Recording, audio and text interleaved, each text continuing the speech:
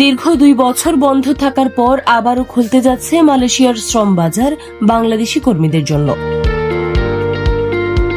প্রধানমন্ত্রীর কার্যালয়ের উপদেষ্টা মাহদি আমিন জানিয়েছেন, খুব শিগগিরই নতুন প্রক্রিয়ায় কর্মী নিয়োগ শুরু হতে পারে।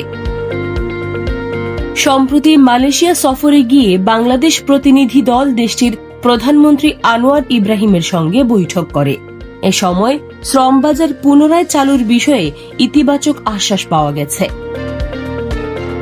নতুন ব্যবসায় সবচেয়ে গুরুত্ব দেওয়া হচ্ছে স্বচ্ছ নিয়োগ প্রক্রিয়া, শ্রমিকদের খরচ কমানো।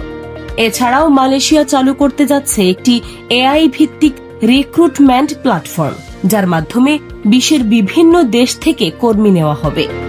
বাংলাদেশ জানিয়েছে, তাদের প্রধান লক্ষ্য হল কম খরচে স্বচ্ছভাবে কর্মীদের বিদেশে পাঠানো নিশ্চিত করা।